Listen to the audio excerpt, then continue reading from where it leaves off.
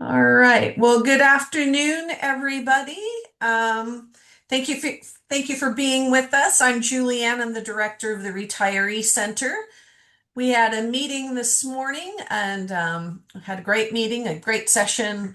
Hopefully, we helped a lot of people with their questions for retirement, and we hope we do that for you this afternoon as well. We will have a few more people entering. We had over 100 people register, and we're sitting close to 70.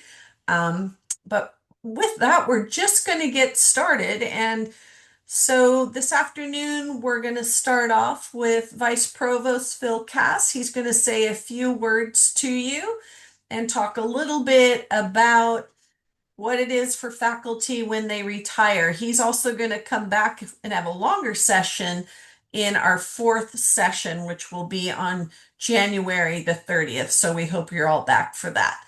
And then his assistant, Brad Horton, we're so happy to have both of them as our sort of like our team members, our extended team members to help us with all the things for Emeriti throughout the year. So welcome to both of you. And I'm going to let you do your thing and then I'll introduce everybody else. Thank you. Super. Thanks, Julianne. And thanks a lot, Brad, too, for helping to organize this as well. All right. Well, I want to just thank everybody so much for attending today's pre-retirement workshop, which, as you heard from Julianne, is a partnership between Academic Affairs and our Retiree Center. So I especially want to thank Julianne and also Amanda Saita, Larry Tao, and the entire Retiree Center staff, as well as Brad Horton from Academic Affairs, for working with us this year to put on this important series of sessions for you all together.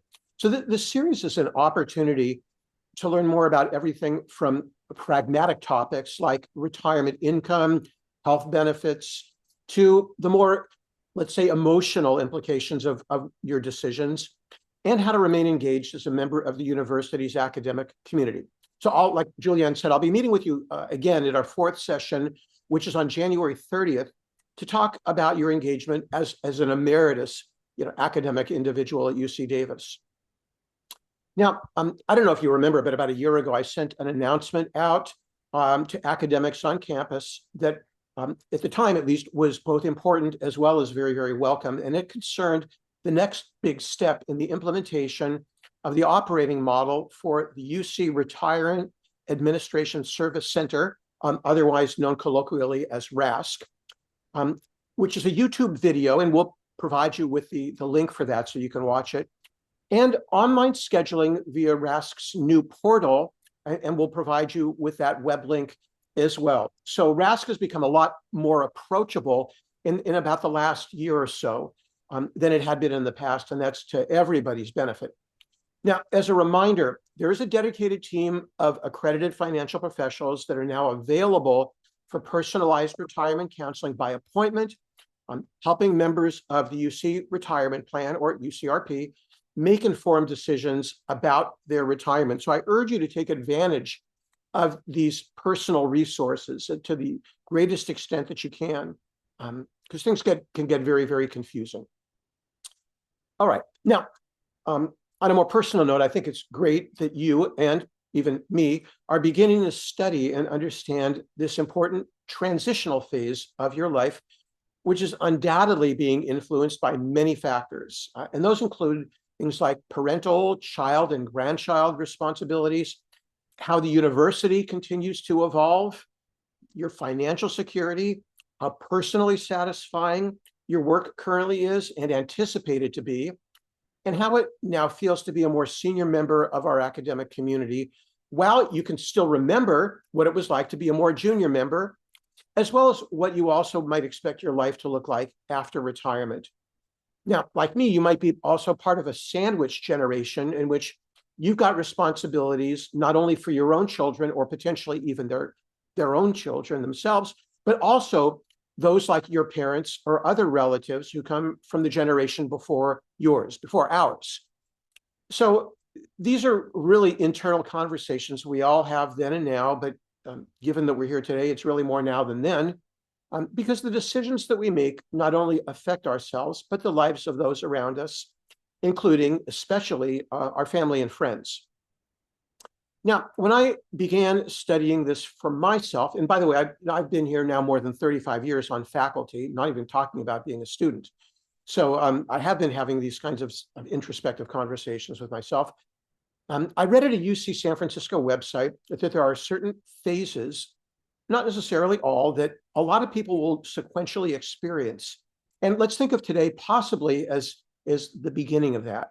So here are those phases that I'm going to just very briefly relate to you. And the first one is called pre-retirement, which is what you can do and what the university can do to help you move towards your goals. Now, this involves some serious preparation to learn about what your options are, which is one of the goals of this entire series. It can include working with your chair and dean to maintain some kind of enduring role at the university, even after formal retirement commences, because many, many academics do that. Retirement doesn't mean that you are simply gone, much less forgotten. So start now with even small steps. For instance, if you're old enough, you can take advantage of emeritus status for your professional societies. I'm board certified in an area, and when I found out that when I turned 65, I don't have to pay dues anymore, I'm like, fabulous. I just saved a few $100s a year. So think about how to hand off your teaching to another generation of scholars. That can be fairly difficult and sobering, but it's really, I think, all in all, a good idea. My teaching has diminished quite a bit just in the last year as newer faculty come in, and they need teaching credit hours too. Plan on how to use your remaining discretionary department funds, and so on. Now, that's just the pre-retirement phase. The second one is called literally the day of retirement, which is really, by any stretch of the imagination, a milestone life event. So on one hand, it should be celebrated for its achievement, but I think we all recognize that it can also be a bittersweet time. And then you move into the third phase, which is the post-retirement period of exaltation, which means shedding the responsibilities that you carry around on a daily basis, the deadlines, especially the responsibilities, and taking on personal or professional activities that are meaningful or are long overdue. And I know for a lot of people, like in my position, it means catching up on projects, analyses, writing papers, or chapters that you never had a chance to actually get to before retirement, and now's your chance to do it at your own pace. The fourth phase is called now a period of melancholy, asking yourself what your role should next become. And it's not uncommon to feel disillusionment, lack of recognition, boredom, anxiety, and self-doubt about the decision to retire and what your legacy is. Whether we want to acknowledge it or not, everybody is replaceable and everybody will be replaced. The fifth phase is called reconsidering your life, which means being introspective, defining your new roles in life and your new responsibilities, and prioritizing what really matters to you. And this can be the hardest phase, and one that you might actually want to work on with other people. And then I guess finally, we would think of the last phase, and you're not necessarily going to experience all of these, but it's possible you'll experience some, if not all. And that last phase is called assimilation, which means settling into your new life, trying to enjoy it while still realizing that there are always ways to remain engaged with UC Davis really long into the future. And I always get a lot of pleasure out of seeing, believe it or not, some of my former professors in vet med around and getting a chance to talk to them at various kinds of events. Now, the emotions that we all feel and experience either now or are going to later are going to be myriad and complex.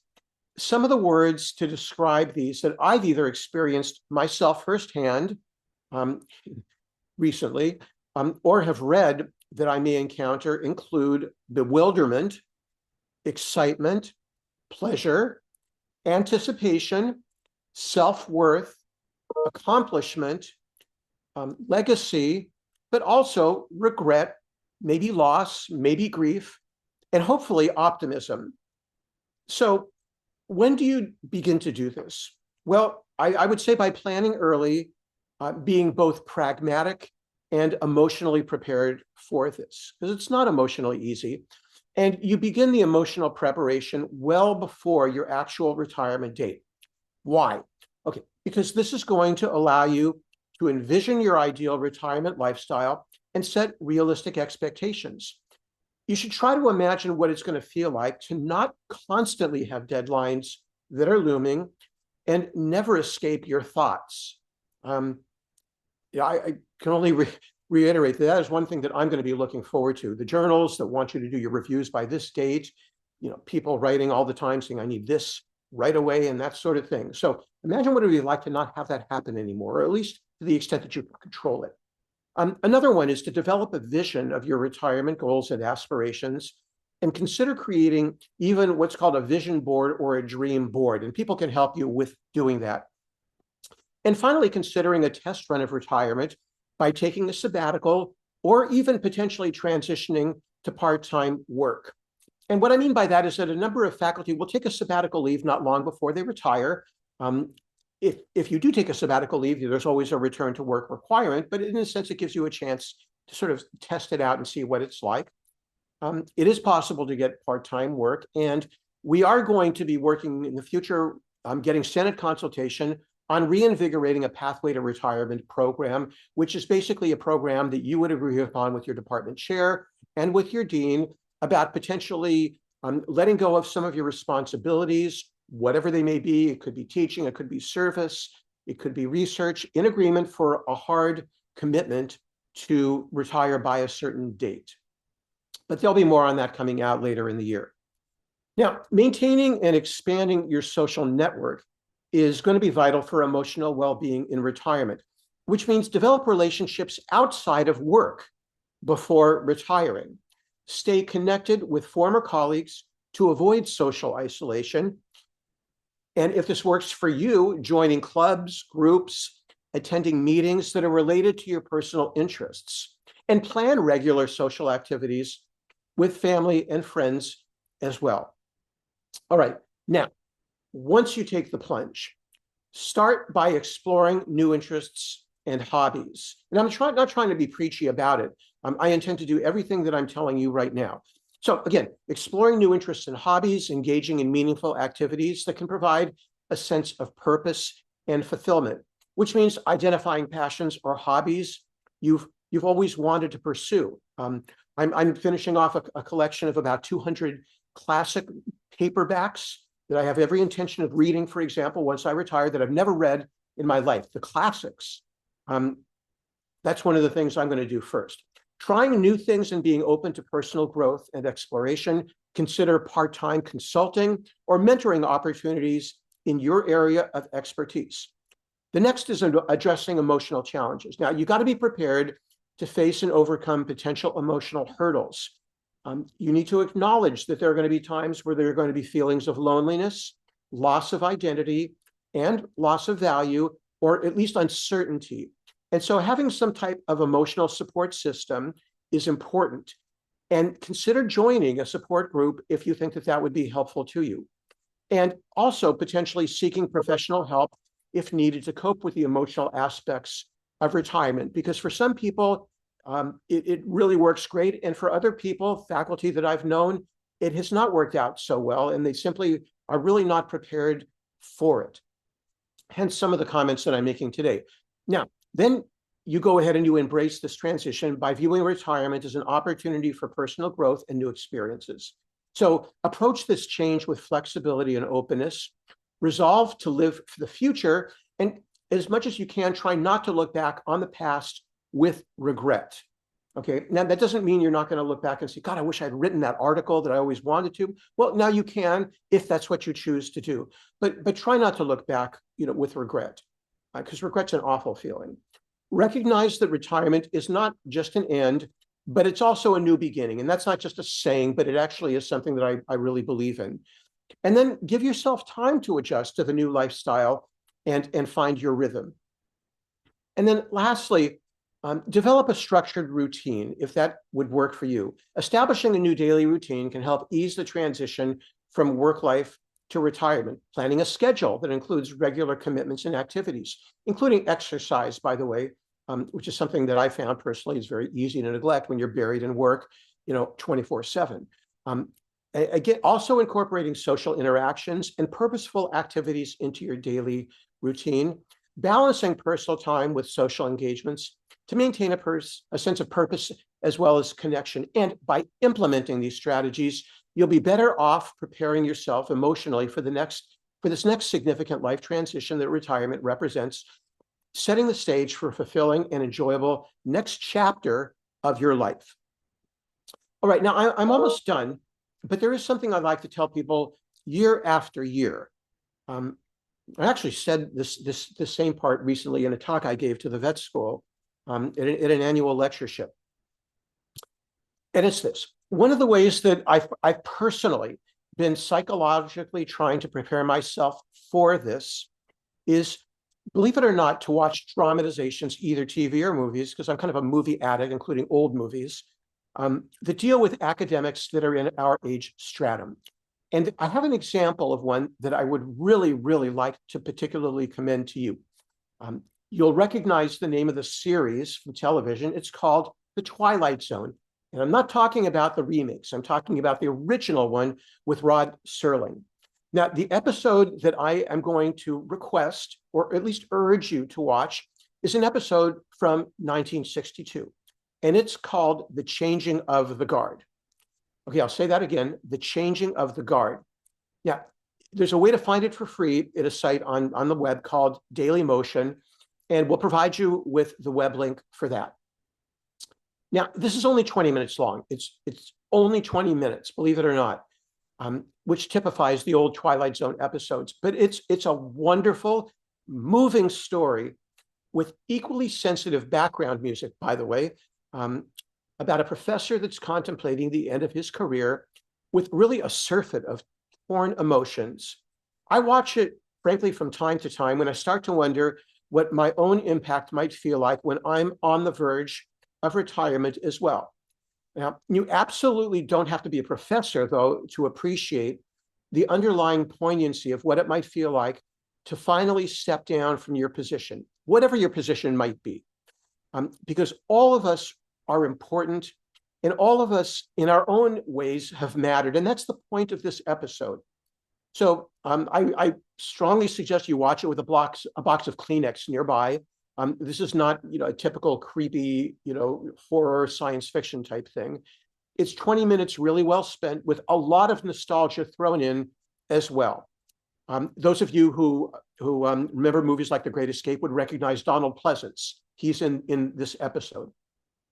So I watch it every single year, particularly in moments of self-doubt when I tortuously replay memories of my career in my head. And sometimes they're wonderful memories, but sometimes they're not. And so, again, I would just strongly urge you to watch this. And with that, I want to thank you very much again for listening to me and for being here. And I look forward to actually seeing you again on January 30th when we'll talk about some particular issues related to your continuing involvement at UC Davis. So thank you very much. Thanks, Phil. So we do have a couple of questions. Do you want to address them now, or do you want to wait until the 30th? I can Well, just throw them out there. And it says, I was told by our personnel people that it's not possible for ladder rank faculty to reduce to a part-time appointment. Is that correct? no, there is a way to do it. You have to do it by agreement with the dean, but we have allowed that before. Most faculty don't do that, but it is possible to do. Okay. And the other one, and I'm sure this has to do a lot with the new rehire process. Is it correct that academic staff can be recalled only after 6 months of separation? Okay, that's a more complicated question. I'm not an expert on staff, for one thing. I deal with academics, and I know for at least for academics, you have to be separated for 1 month before you can be recalled. I don't want to say something about staff because I'm not an expert in this area. Now, there are also some issues, though, related to health benefits that I'm sure we'll get to later in this series. It's a little bit complicated with health benefits. Julianne, do you know if you or one of your colleagues is going to be talking about that? Okay, Don will be mentioning some of that today. okay. And also Brad put a note in that you'll be sharing a lot more on recall and engagement post-retirement on the 30th. So I just, remind everybody that it'll be another great session for you to attend on the 30th. And we can go into it in more detail because we have a lot more to go through today and to really get you excited about the whole process of retirement.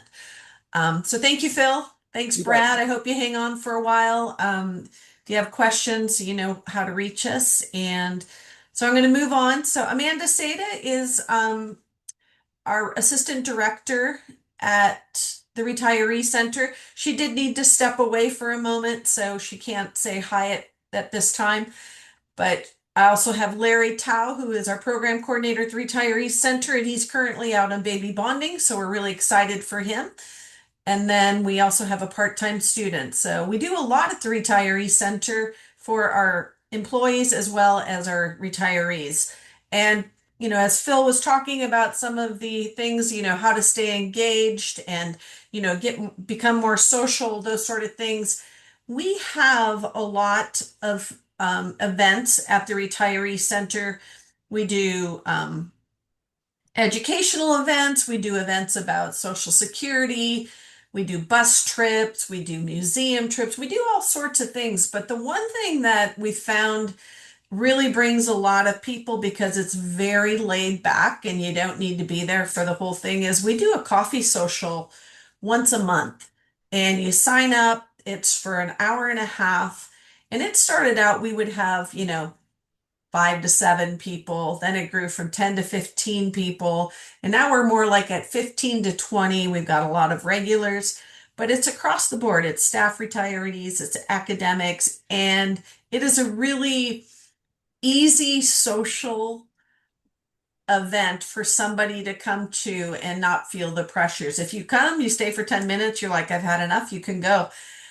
We have people that stay till noon. So, anyway, keep in touch with us in retirement and also before retirement. We are always here to help you with things. And, the retiree center sort of becomes your new home in retirement.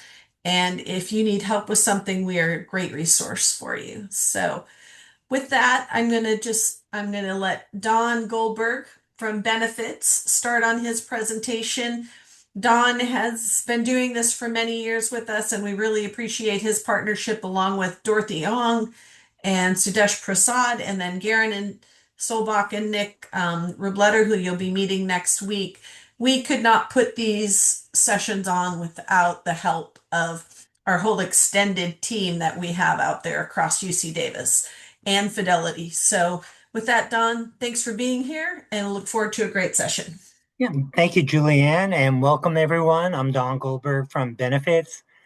I got a lot of great information to go over, and I'll get started. We will have a break in the middle, and if you do have any questions, please submit them via chat, and we'll answer as many as possible at the end of the session.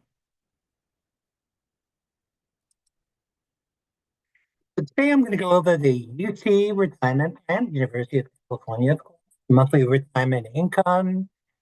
We'll talk about the retirement payment versus the employee paycheck, and I think this is pretty enlightening. We'll talk about the lump sum cash out, the sources of retirement income, retiree health benefits, very important, but that will be discussed next week by Garen and Nick. So please come next week for retiree health benefits. I will talk about the retirement process once you are retired.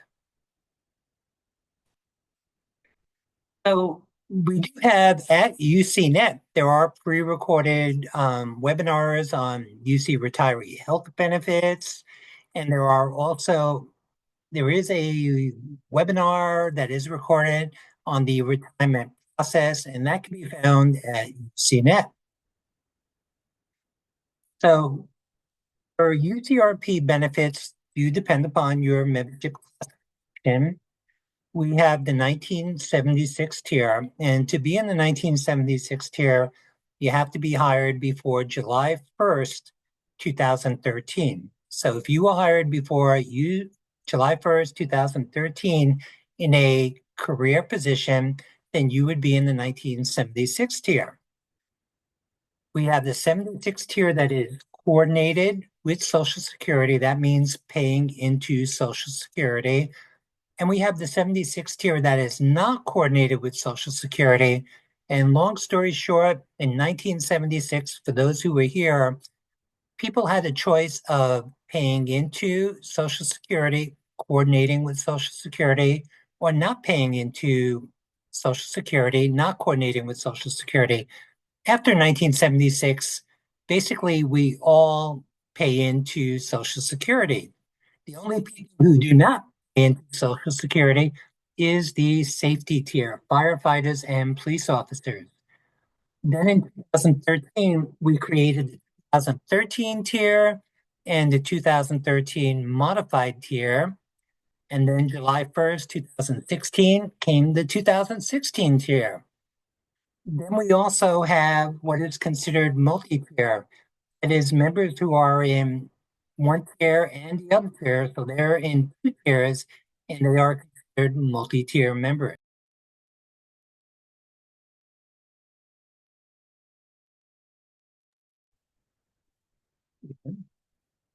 So to be in a UCRP eligible position, you have to be in a position that is percent or more for a year or more. You are in the 2016 tier, there is a choice, and you have to be in the pension program. Be eligible for future retirement benefits, you have to have 5 years of service or more. For those in the 1976 tier, the 2013 modified tier, and safety tier members, the earliest age you can retire is age 50 or older.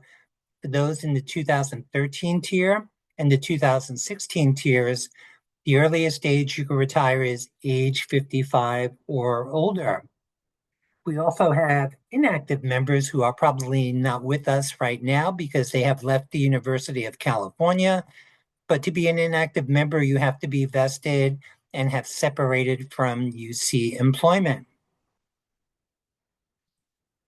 We have some important dates. And the first one is the separation date. And the separation date is your last day of employment. On your separation date, you are actually an employee because it is your last day of employment. And that last day can be a working day, a sick day, a vacation day, leave of absence, or a weekend. The retirement date is the date that your retirement starts, and it has to be at least 1 day following your separation date. So separation date's your last day, you have to separate, and then you could therefore retire.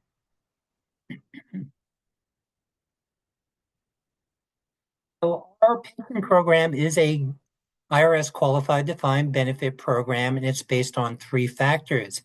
It's based on age when you retire, years of UCRP service credit, and the highest average plan compensation, which we'll talk about in greater detail.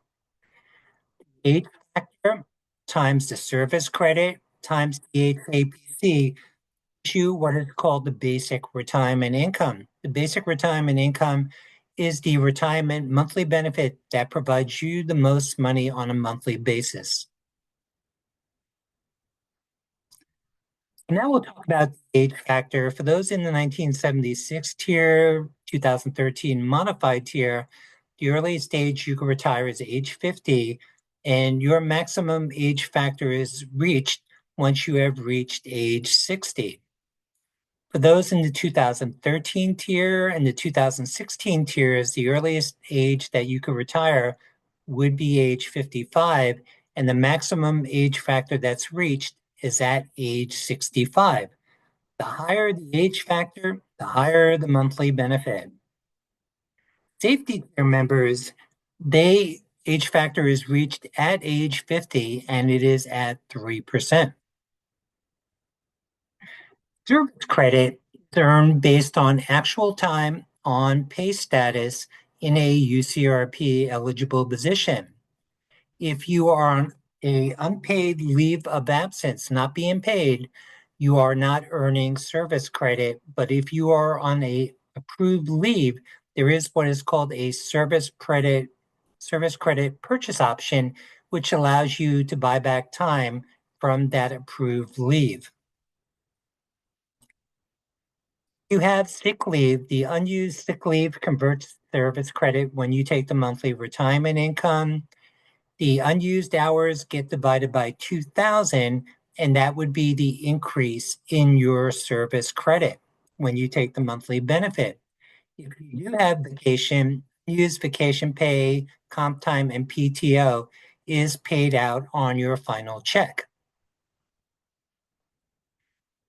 Salary component of the formula is known as the HAPC, and we use your highest consecutive 36 months. For most people, it is your last 3 years. But if you worked here 25 years and years 18, 19, and 20 contain your highest consecutive 36 months, we will always use your highest consecutive 36 months. Your HAPC could never go down. So if you take a lower paying position, we will always use that highest consecutive 36 months, and your HAPC will never go down.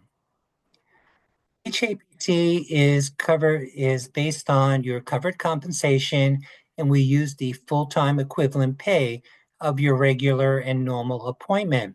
And basically what that means is if you were to reduce your time to 50%, it would not affect the HAPC because we would calculate it as if you were on the full-time equivalent working 100%. What is also calculated into the HAPC are administrative stipends and shift differentials. What's not included in the HAPC is overtime, summer salary, and negotiated annual additions. Being that we are a IRS qualified defined benefit plan, the IRS limits how much salary can be used for UCRP pension purposes. If you were hired before July 1st, 1994, the most salary that can be used is $520,000 per year. If you were hired after July 1st, 1994, and before July 1st, 2016, we currently can use $350,000 for pension purposes. If you are in the new 2016 tier, there is a PEPR limit. PEPR is Public Employee Pension Reform Act limit, and it currently is 155,081. These limits do change on an annual basis. There are adjustments to the HAPC. There is what's called a Social Security supplement for those in the 70s offset, which is for those in the 76 tier, it reduces the HAPC by $133, but there is a monthly supplement that restores the reduction until age 65. There is another adjustment to the HAPC, which involves a cost of living adjustment. And I would say that if you've been around UC a while, you know that most people statistically will retire July 1st. And that is the main reason for that, I would say, is due to cost of living adjustments. If you are in the 1976 tier or a safety tier member, there is what is called an inactive cost of living adjustment. And to qualify for the inactive cost of living adjustment, you need to retire July 1st and you have to miss 1 day of work. So you cannot be on pay status June 30th. You could separate June 29th or before, and then you would qualify for the inactive cost of living adjustment. That is typically 2%. And the inactive cost of living adjustment, in my opinion, it doesn't really make a lot of sense in a lot of ways, and I'll explain.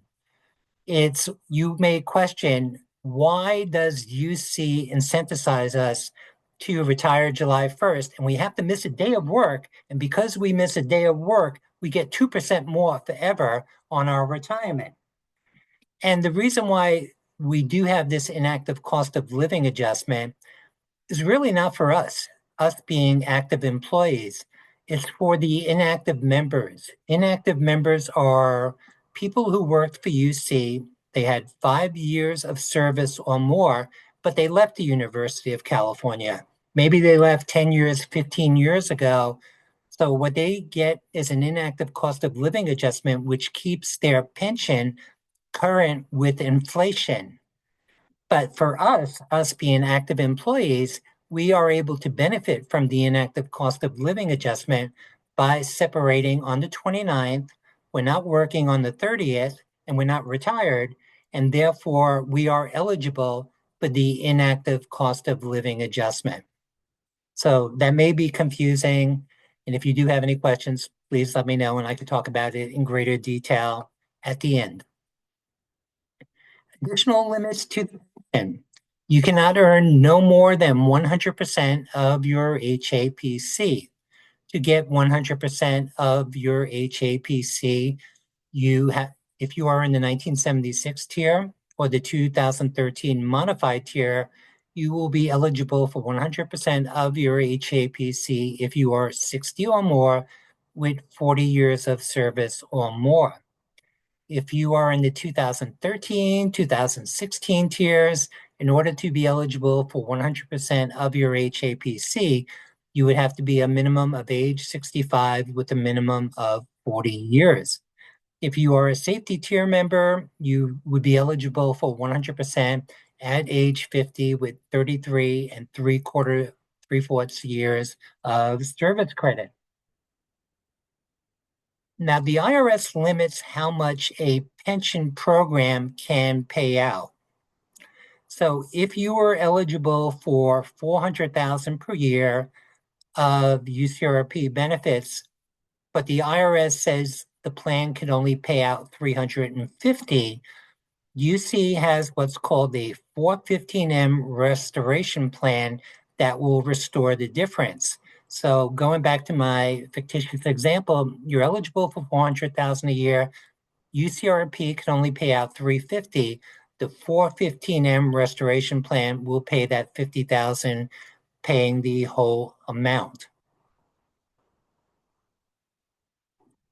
So now I'm going to talk about one of the benefits that you have or choices at retirement, and that is the monthly retirement income option.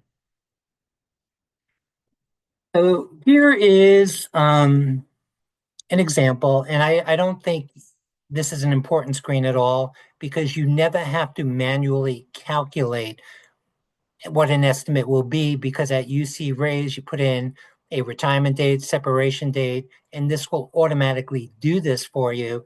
But if you are so inclined to want to calculate this out manually, in our example, we have somebody age 60. They're eligible for 0.025, which is the maximum age factor for the 76 tier. They have 20 years of service credit, so they are eligible for a benefit percentage of 50%. If their HAPC, highest average plan compensation, was $8,333, there would be an offset of $133. So their basic retirement income would be $4,100. But because they're under the age of 65, they are entitled to supplement. So their monthly benefit would be $4166.50. We have another example. If you are in the 2013 tier and, for example, you are age 65 with 10 years of service credit, you would be eligible for 25%. And if your HAPC was 8,333, you would be eligible for 25% of that, which is 2,083 and 25 cents as your basic retirement income. To find out what tier you're in, how much service credit you have, and if you have a cap account, you would click on membership details and it will show you your current years of service credit, what tier you're in, if you have a cap account and how much it's worth, and it will tell you your health and welfare service credits for retiree insurance. You are ready to start the retirement or you want to create a retirement estimate, you would go to UC Raise and you would click on retirement. And then you would get to this screen. And if you wanted to do a retirement estimate, you would click on create a retirement estimate. When you are ready to start the retirement process, you would click on initiate and elect UCRP retirement process or retirement. You can start the retirement process 90 days at the earliest, 90 days in advance of the retirement date. So if you go to UC Raise, you will basically see something like this. Everyone's numbers are different, but you will see 3 given estimates at 5-year intervals. And what I believe is important about this is that they are showing you the basic retirement income. The basic retirement income is the income that provides you, the UC retiree, the most money on a monthly basis. If you are in the 1976 tier and you chose the basic retirement income, your spouse, domestic partner, eligible children, or dependent parents would be eligible for a 25% benefit. The reason why I say that now, and I'll talk a little bit about it later, is you may have no intention of taking the basic retirement income option. You may want to provide more than 25% for, we'll say, your spouse or domestic partner. So looking at these numbers can be a little bit deceiving to a degree because this is not an option that you are going to choose. And that's why it is important to be able to create a retirement estimate. But going back, they're going to give you 3 generic years, 5-year differences. There's also the temporary Social Security supplement, which is payable until age 65. And then assuming you have a lump sum cash out option, it will show you what those amounts will be at the given ages.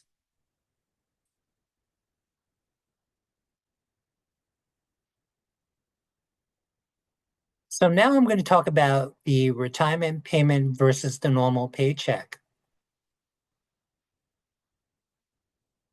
And I think this is a real important piece of the puzzle. And there's not really a lot of information out there on this other than the webinars. Because going back, you could go to UC Raise and you could create your retirement estimate. And you may look at it and go, I'm making more money now than I would be as a retiree. And that may be true, but to me, that's part of the equation because when you are a active employee, we have a lot of deductions come out. And it is very possible, depending upon how many years you've worked here, that you may take home more money in retirement than you will as an active employee because there is a plethora of deductions that come out of our paychecks. We have federal tax come out, state tax come out, we have Social Security come out, that's 6.2%. We have Medicare come out, that's 1.45%. We have deductions for health benefits. We have our pension, UCRP contribution, either 7%, 8%, 9%, depending upon your retirement tier. We may have parking and commuter costs.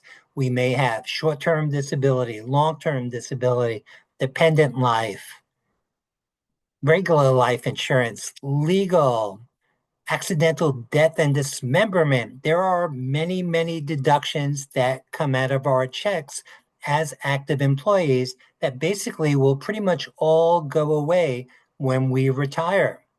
When we retire, we will have federal taxes and state taxes. But I will say this, if you move out of the state of California, at UC Raise, you could go in there and change your tax withholdings to do not withhold California state taxes. And then we have the cost for our health benefits, which next week Garen and Nick will go into in greater detail. So basically, long story short, yes, when you look at your estimates, it's going to be X amount of dollars, whatever that may be.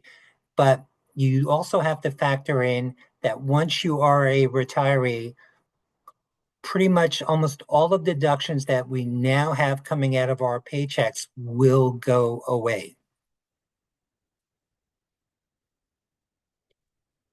So earlier I mentioned inactive COLA. That was the one where if you retire July 1st, you miss one day of work June 30th and separate on the 29th. If you are in the 1976 tier or a safety tier member, they will increase your retirement calculation by basically 2%. The second part of the cost of living adjustment equation is the retirement COLA. So if you retire July 1st, say 2026, you would be eligible for your first retirement COLA effective July 1st, 2027. Another reason why people do retire on July 1st, so they could be eligible for the July 1st, 2027 retirement COLA. Say, for instance, one was to separate after July 1st, say August, September, October, then what would happen is, and if they are in the 76 tier, they would not get the inactive COLA. And then next year, come July 1st, they would not be retired one full year. So they would have to wait till July 1st, 2028 to get their first cost of living adjustment. Cost of living adjustments are based on the consumer price index, and we use the Los Angeles and San Francisco metropolitan indices.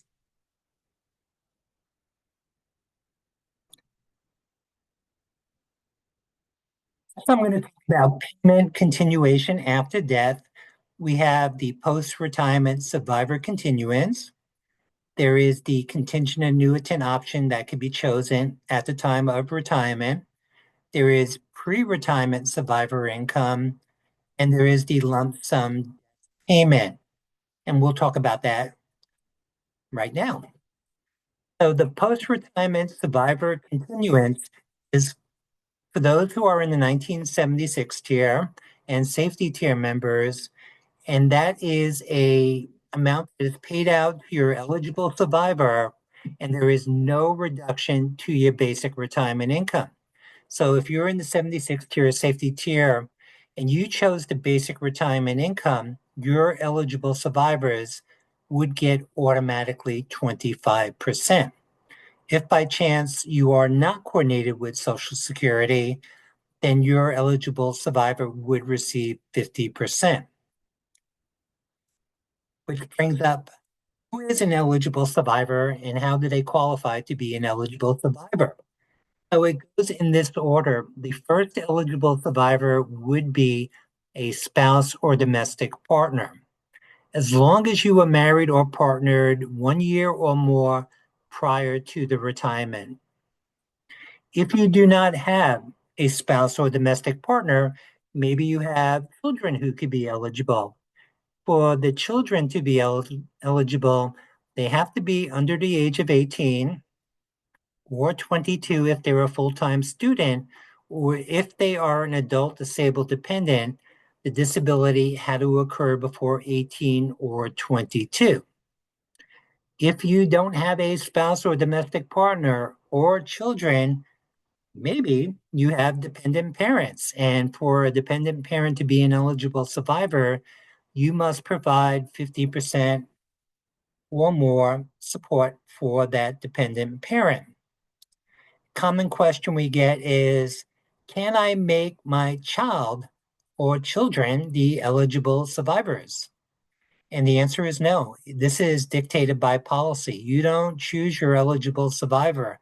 You either have them or you don't, and it gets paid out in that order. Spouse, domestic partner first, children second, dependent parent, if applicable, third.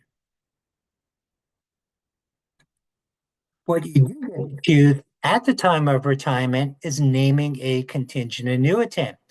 If you name a contingent annuitant, this reduces your basic retirement income, but if you pass away first, your contingent annuitant would get a lifetime income after you pass away.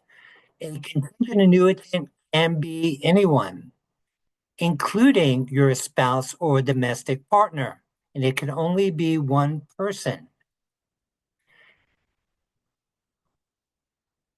Having a contingent annuitant is probably, I always say, probably the toughest decision you have to make at retirement. Most people know if they're going to take a monthly benefit or a lump sum cash out, but choosing what monthly option is typically the hardest choice one has to make, because if you do choose the contingent annuitant option, your monthly retirement income will be reduced.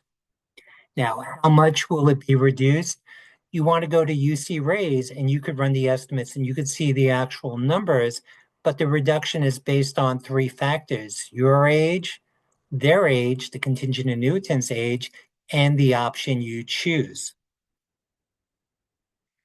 If you name a contingent annuitant who is not your spouse or domestic partner, and they are more than 10 years younger than you can be limited to as to what options are available. Once you do make this choice, it is irrevocable. And I'll talk more about this a little bit later. So if you do name a contingent annuitant, birth evidence would be required. And for birth evidence, they would accept a birth certificate or a copy of a passport. So here we go. I would say I like this screen because this puts all the theories and concepts together in some real life numbers. And going from left to right, we have the monthly retirement options, the basic retirement income. That is the one, again, that you see at UC Raise. And this is the one that provides you the most money on a monthly basis. In this fictitious example, they are naming their spouse or domestic partner contingent annuitant. So there would be an option D, and there's options A, B, C, and D. Now, I always say when we look at this example, these numbers are kind of meaningless, but they're there for you to see. And that's why it's real important that you do a retirement estimate, because you want to see what your actual numbers will be versus these numbers. So the next category is the lifetime monthly payment to you. If you were to choose the basic retirement income, you would get $24.33. If you chose option A, like Apple, instead of getting $24.33, you would get $22.19. If you passed away first, your contingent annuitant would get the same $22.19 per month. They would get the 608 eligible survivor and the contingent annuitant amount. Option A is the amount that pays or gives the eligible survivor the most money on a monthly basis. There's also option B, C, and D. And basically, the more you provide to the contingent annuitant, the more your reduction will be. Now, please keep in mind that this is an irrevocable decision. In this case, the reduction is 200 and change. These reductions can be substantial. I've seen one time where the income went from 18,000 to 12,000. And that's why it is important to do your own estimates. And another thing to, again, keep in mind is if that contingent annuitant passes away first, there is no going back to the basic retirement income because it is an irrevocable decision. We have another example, and in this case, there is no eligible survivor, and they name a contingent annuitant. So in this case, their basic retirement income would be $24.33. If they chose option A, instead of getting $24.33, they would get $21.48. If they pass away first, the contingent annuitant would get $21.48 lifetime benefit. If the contingent annuitant passed away first, the retiree would get $21.48 because again, it is a irrevocable decision. And that's why this is one of the harder decisions you'll have to make come retirement time.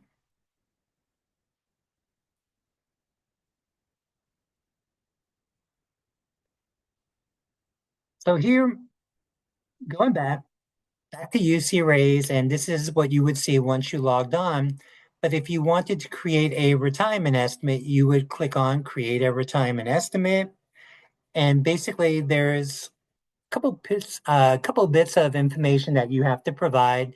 You would need the retirement date, the separation date, and if you do have a contingent annuitant, you have to put in, we'll say, their name and date of birth to get the estimates.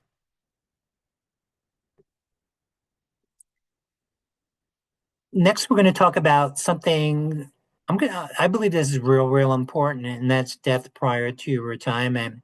Because we have a lot of employees who have worked here many years, and sometimes they think I need to retire because I want to make sure I don't want to retire, but I want to make sure that if anything happened to me, I could choose option they won't say option A, but I want to make sure my spouse or domestic partner is taken care of because I'm not aware of what would happen to my retirement if I was to pass away and not retire.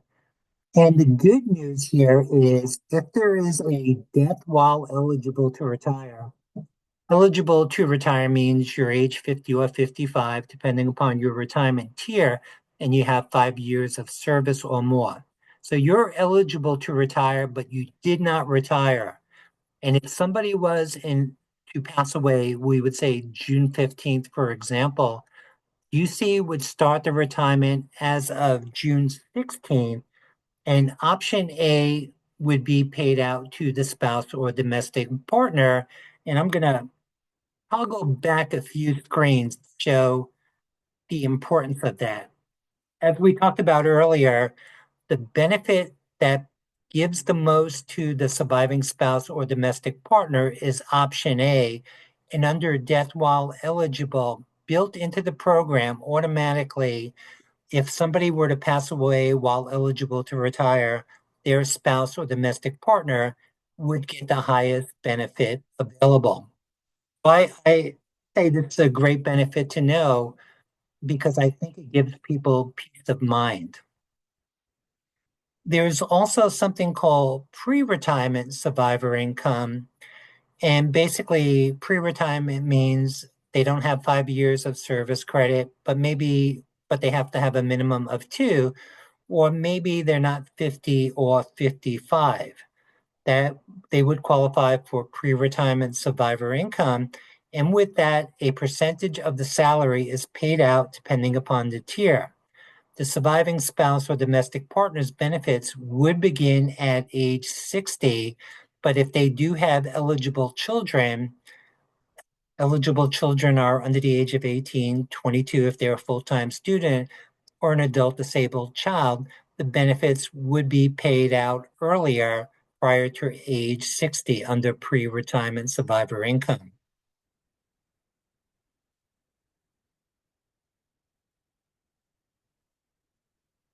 Then there's the basic death payment. That is a one-time payment of $7,500 to the beneficiaries. It is taxable, and you would designate your beneficiaries at the UC Raise website.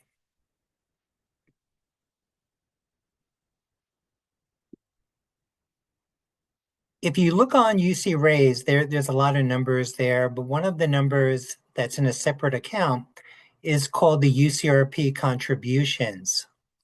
These are our contributions towards the pension. Right now, they come out on a pre-tax basis. If you were here prior to 1983, it came out on an after-tax basis. And our UCRP contributions are used to fund our retirement benefits. When we retire, we'll either get a monthly benefit or a lump sum cash out, but this UCRP contributions are not paid out separately.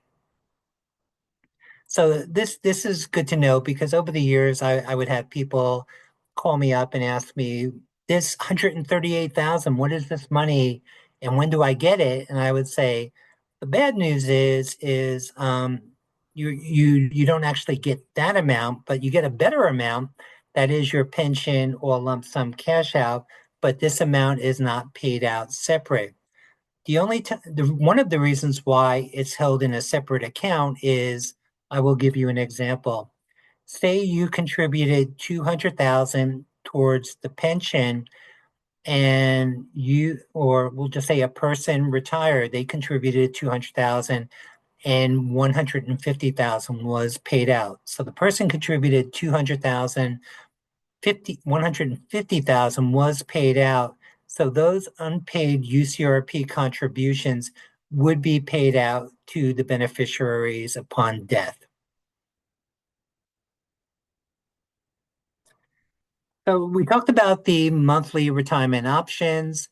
The other option for those in the 76 tier, the 2013 modified tier, safety tier members is the lump sum cash out. So again, you could get a guaranteed lifetime monthly benefit, or you could get a one-time payment in lieu of these monthly benefits.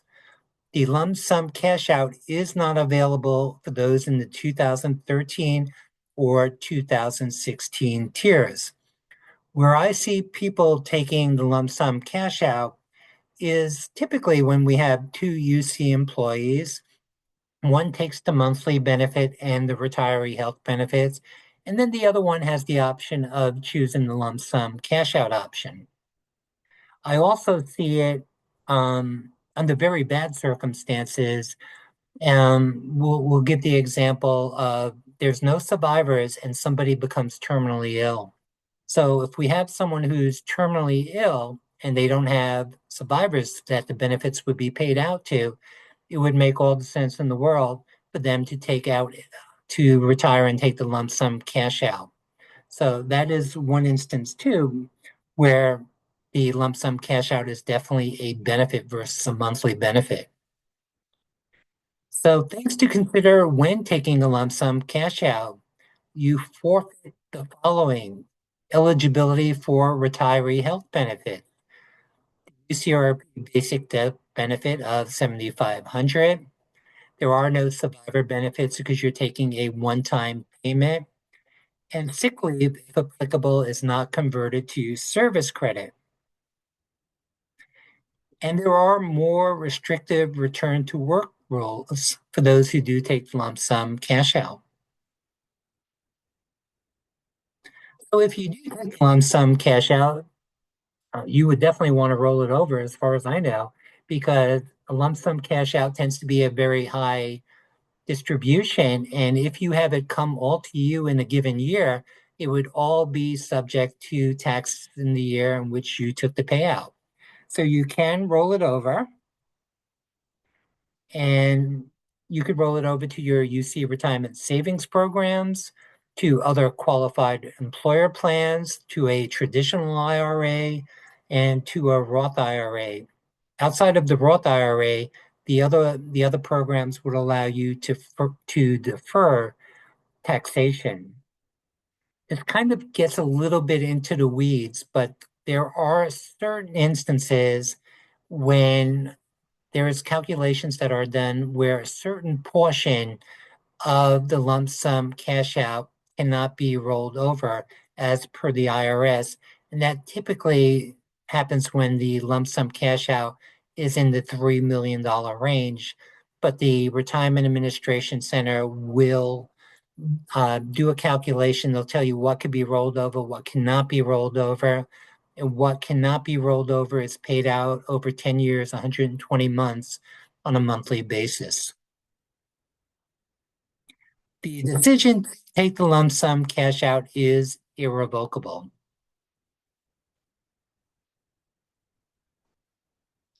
So now let's see what time it is. We're going to take a break. It's 2:07, and we will reconvene, I would say at 2:15, so maybe we could get out a little bit earlier. So I will see everyone back at 2:15. Thanks, Don. We'll see everybody at 2:15.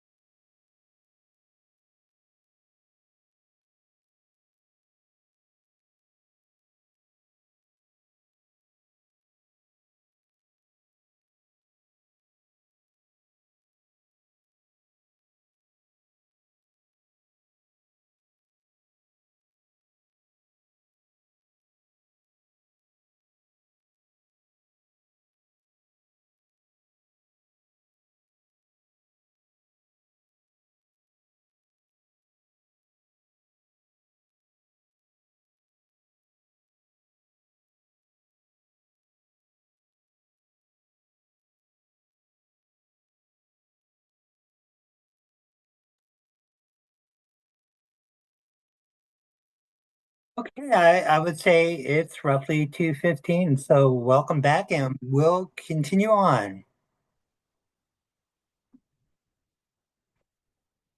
So now I'm going to discuss other sources of retirement income. I'll talk about the capital accumulation payment, retirement savings programs, a little bit about Social Security and other retirement systems.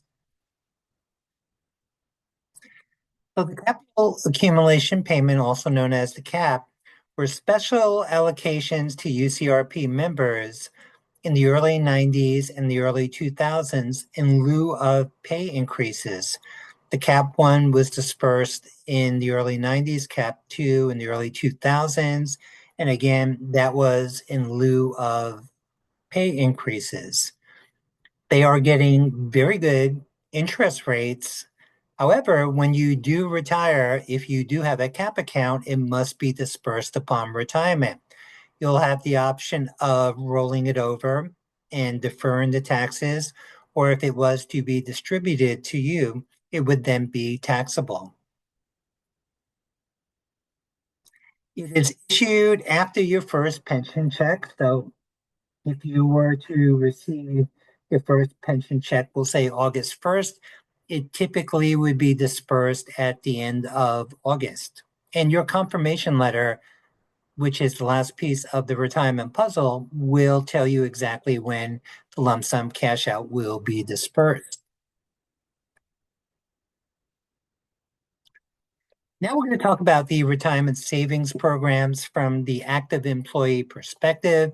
We have the defined contribution plan, DC plan. If you wish to contribute to the DC plan, you can do so, but only right now on an after-tax basis. There were mandatory pre-tax contributions if you were a safe harbor employee, if you are in the DC supplement program or the DC savings choice. Also from 1990 to 2010, we were not contributing to the UC retirement plan, and that 2% minus $19 each month got deferred into the defined contribution plan. So you could have, if you were here from 1990 to 2010, you definitely have money in the DC plan. There is a maximum annual contribution limit of 72,000 into the DC plan from all sources combined. You also have the option of contributing to a 403B and a 457B. These are voluntary contributions. It could be done on a pre-tax or Roth option after-tax basis. The 2026 deferral limits for those under age 50 is currently 24,500, and there is a catch-up provision for those over age 50 of 8,000. And those limits pertain to each plan. So you actually have the option, if you have the financial bandwidth, of maximizing both contribution limits of the 403B and the 457B.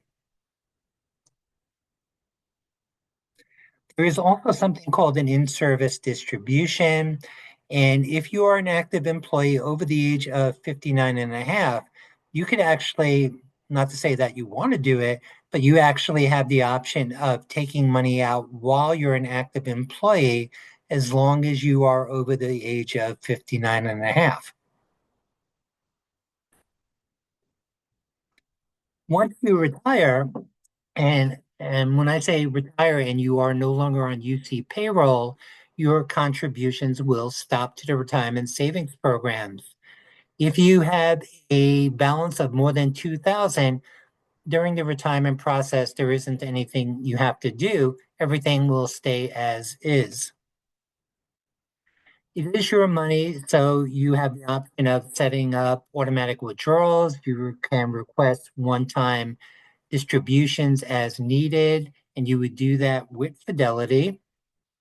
You'll always be able to manage your investments, change from one investment option to the other as desired. You have the ability to roll money into the plan as well as out of the plans. You would see those monies at the net benefits website, and this is where you would do whatever it is you wish to do, whether roll money in or take money out. That would be done at the net benefits website. In regards to withdrawals, it would be taxable income if it was put in on a pre-tax basis. If you put money in on an after-tax basis, then it would not be taxed because it was already taxed. Also, you have the ability to roll over to another qualified plan if you wish to do so. Depending upon when you take a distribution, there can be an early withdrawal penalty. There I'll just go over it. With the 457B plan, there is no early withdrawal penalties.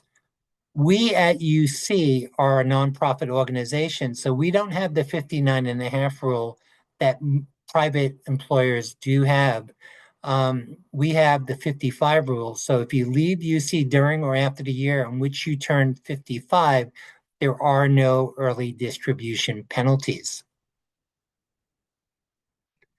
There is something called a required minimum distribution that after attaining age 73 or more and you are retired, you do have to take a distribution, whether you need the money, want the money, or not. It is required. Fidelity will let you know that a minimum required distribution is needed. It is important that you take the required distributions because there are penalties for not taking it, and those penalties tend to be severe. So you would want to take whatever is required. And Fidelity would work with you to tell you what is needed to be taken out. There is something called a deferred lifetime income option. Basically, it allows you to annuitize your retirement savings balances. And if you are between the ages of 62 and 69, you can convert a portion of your retirement savings program into a lifetime monthly payment that starts at age 78. For more information about this, you would go to My UC Retirement and they would give you all the details about this. This is a annual purchase opportunity as long as you are within the ages of 62 to 69. Social Security. So most UC employees pay into Social Security, except for those who came here prior to 1976 and chose not to coordinate with Social Security, and firefighters and police officers. Social Security benefits can begin at age 62, but the older you are and the longer you wait, the more it will be worth. I would highly recommend going to ssa.gov and you can see your Social Security estimate.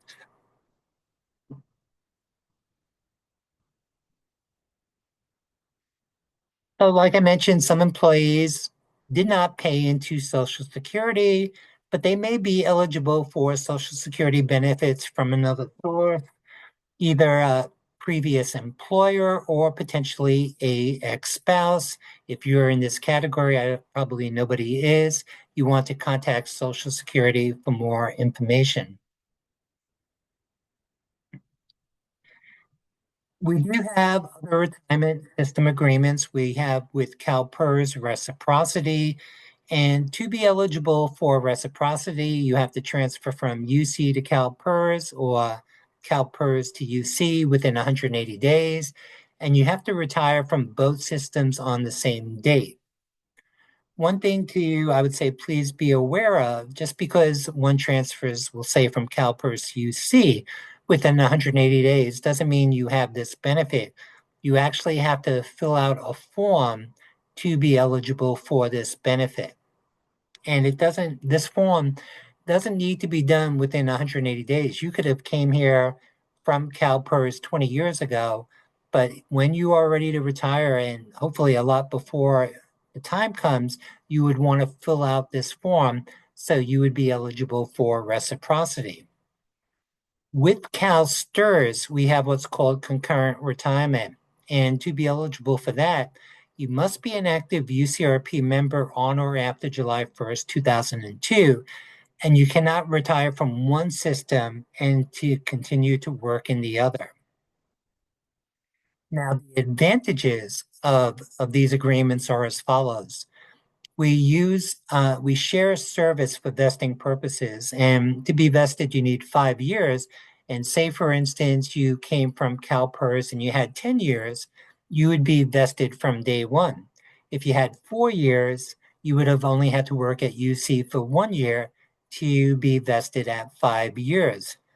I think the biggest advantage for most people who are in this category is make believe you worked here for, well, we'll go back. We'll do CalPERS 10 years and for UC 20 years, and you're making more money at UC. So when you retire from both systems on the same date, they will use the highest salary on the UC side to calculate the 10 years that you worked at CalPERS, as well as the highest salary on the UC side as well. So that to me is the most biggest benefit of it, is the fact that you use the highest salary when you calculate the benefits. And in the end, in my example, you work 10 years at CalPERS, 20 years at UC. You would get a check from CalPERS for the 10 years you worked there, and you would get a check from UC for the 20 years that you worked here.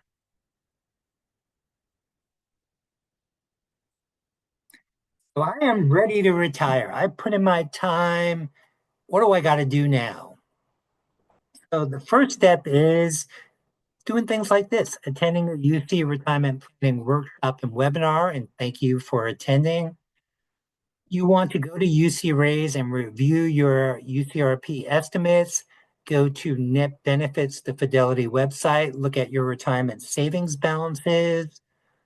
You want to go to ssa.gov and look at your Social Security estimates. You want to read the retirement handbook if you want. You want to find out potentially if you qualify for benefits from previous employers. But this one I think is very crucial, is you want to talk to a Fidelity workplace financial consultant. So the University of California contracts with Fidelity to provide this valuable service. This is free of charge, and you can meet with a Fidelity financial consultant at no cost. They're dedicated to UC Davis. They're very, very good, very, very knowledgeable. And I think this is definitely a thing that I would highly, highly encourage, because if you talk to a UC person, they could tell you, even someone like me, I could tell you how the UC retirement plan works and what your options are. But when you meet with a Fidelity financial consultant, they could look at your retirement. They could look at a spouse domestic partner's retirement. They could factor in Social Security, other assets, life insurance. All these things all come into play when considering retirement. And that's something that the Fidelity people can do with you. And again, it's free of charge. And you could also consult with your tax or financial advisor. And of course, you want to ensure your personal finances are in order. Okay, so you decide you want to retire, you have to come up with your retirement date. So you select your retirement date and your separation date. Your separation date is your last day of employment.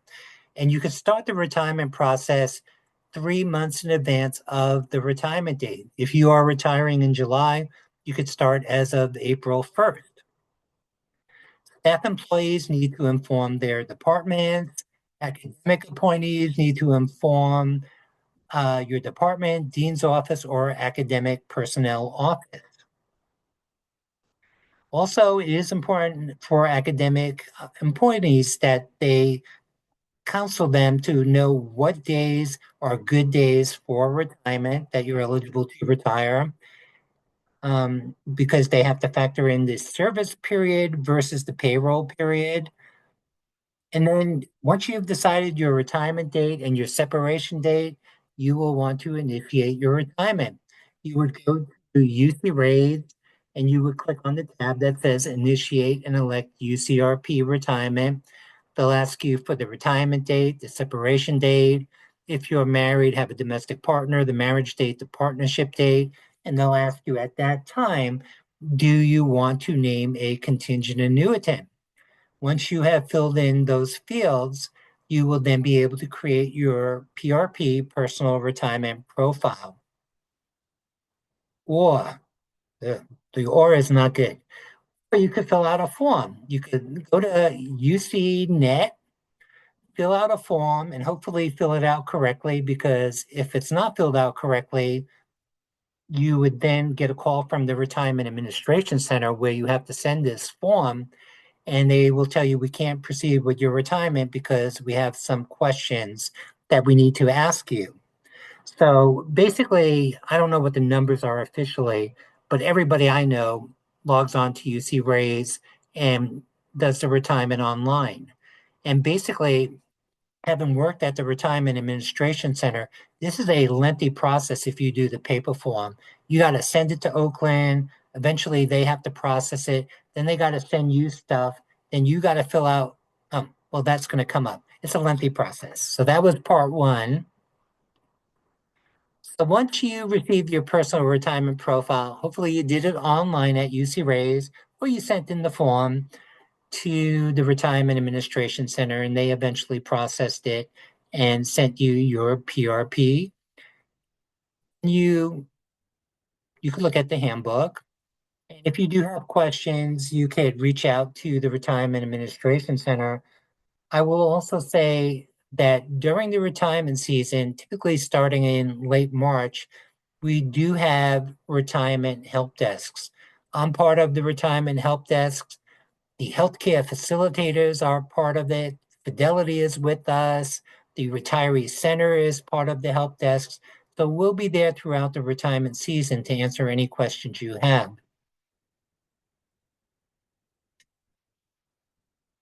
Now that you got your personal retirement profile, you have to make some choices. You could do it online, click a few buttons, very easy to do, or you could fill out a form and fill out the election planning worksheet. And again, hopefully you filled it out correct, because if it's incorrect, they're going to have to get back to you because they still have some unanswered questions. And then it goes to the Oakland office, and then they have to eventually process it and send it out to you.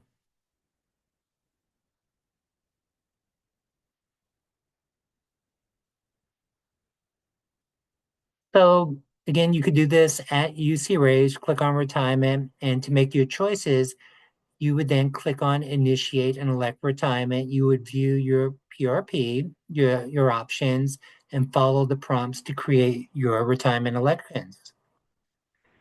You need to sign and submit your election. If you have a spouse or domestic partner, they too have to sign.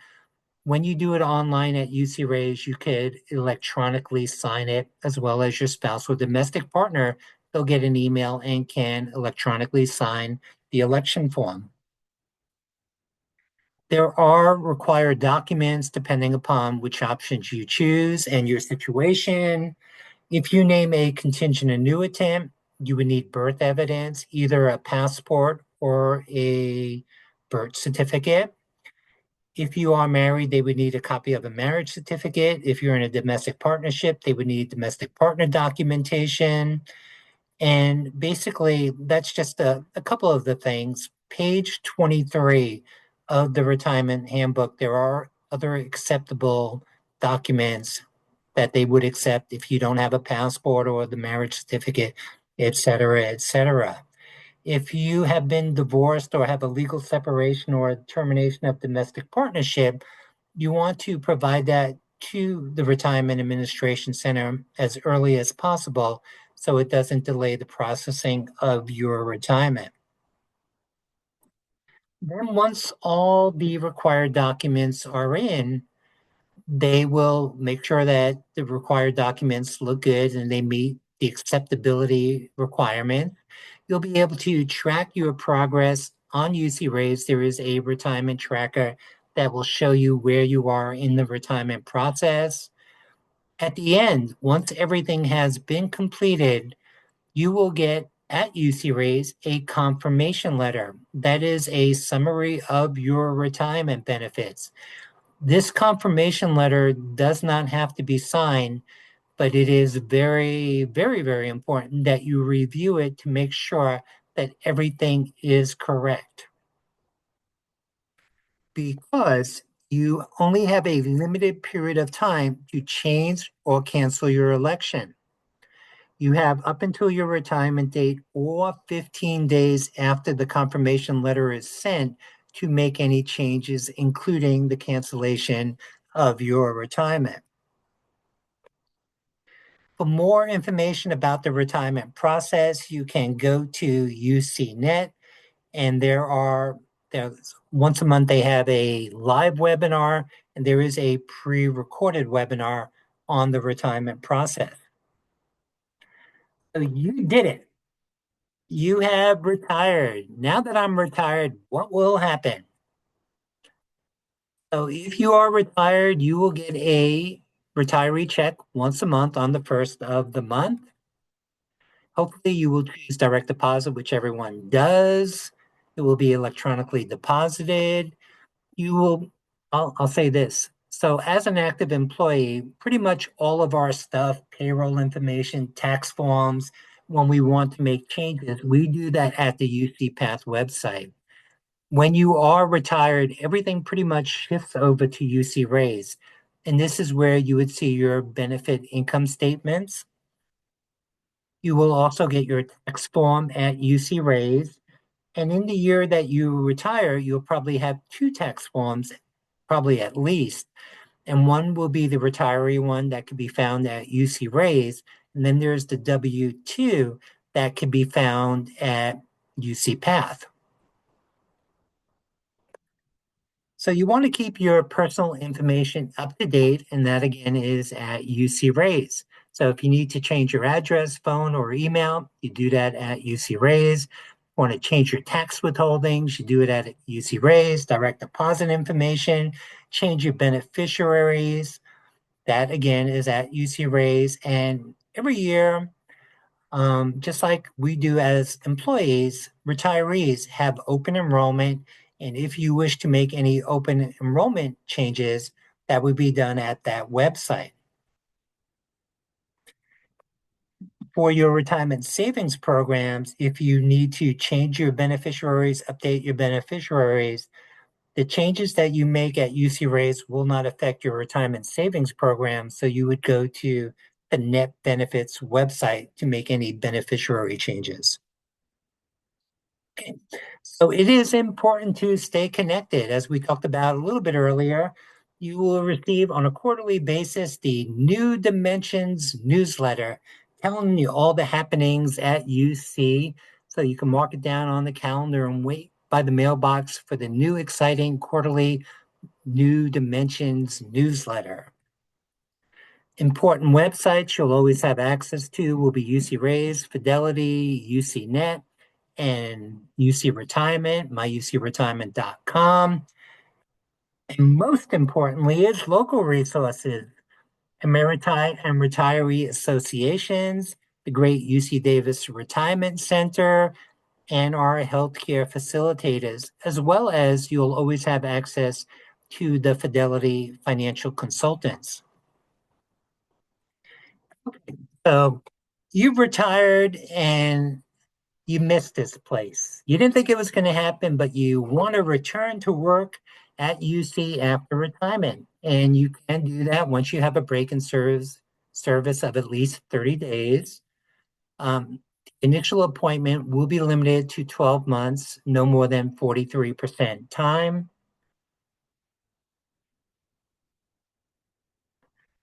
Okay, so that is a limited position. There also is the option of coming back full-time. So you came back on a part-time basis and that's not enough. You want to be here all the time and you can do that as long as you can return and if you come back to a position that is 50% or more for 1 year or more, you would then be eligible for health and welfare benefits. And also you would earn new retirement credits in your new retirement tier. And then when you re-retire, once you become a career employee. So when you do become a career employee, you would then suspend your retirement because you're now a UCRP eligible position. under the first one, when you came back in a limited position, you would still be able to collect your UC retirement. But if you came back to a UCRP eligible position, you would then again earn retirement service credits and you would be eligible for active employee benefits. Then when you are ready to retire, you have to retire the day after your appointment ends.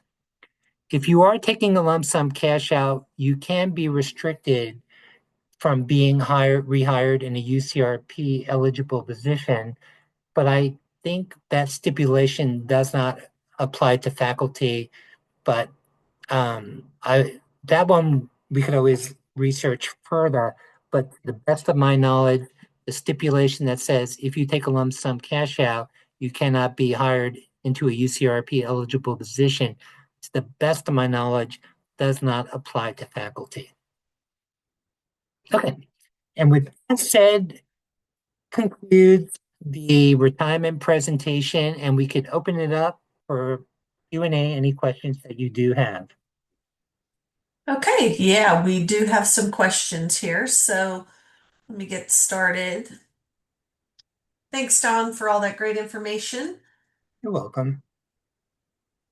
Okay, so is the inactive COLA for every year only, or for those that do the retirement on July 1st? Say Yeah. if you were to retire in May, will you get the inactive COLA the following year? So I think there's some like Oh, discrepancy in the I can wording explain. of it. Yeah. Yeah, I gotcha. So the inactive COLA is only one time a year. It's only July 1st if you are inactive. That means in my example, you separated June 29th. So you're not on June 29th, that was your last day. June 30th, you're nothing. You're inactive. You're not working because you stopped working on the 29th, and you're not retired because the retirement date is July 1st. So that qualifies you for the inactive COLA. If somebody was to separate in April, May, whatever that may be, come July 1st, they wouldn't be inactive because they're retired. So they would not get the inactive COLA. But if they separated, we'll say in the spring, they would be eligible for the retirement COLA July 1st of the next year, because to be eligible for the retirement COLA, you have to be retired 1 year or more as of July 1st. Okay. Is it possible to continue making life insurance payments to the plan we have now under the UC Davis plan, or do we need to find a new life insurance provider? Okay, that's a good question. The answer is yes, you can convert it to a whole life plan or a different program. It is portable. But I would say I've been doing this roughly 20 years, and I don't know anyone who's ever done it. And the reason for that is, one, at retirement, you can choose different survivor options, which in essence is a form of life insurance. It's a benefit on death. But the biggest reason why people typically don't do it is it's very, very expensive. So if you are in good health and can qualify for life insurance and you want life insurance into retirement, you would want to shop around. And I would say this because in my previous life, prior to coming to UC, I hate to admit it, but I sold life insurance for many, many years. And our life insurance tends to be very expensive, but it is an option um, once you retire. Okay.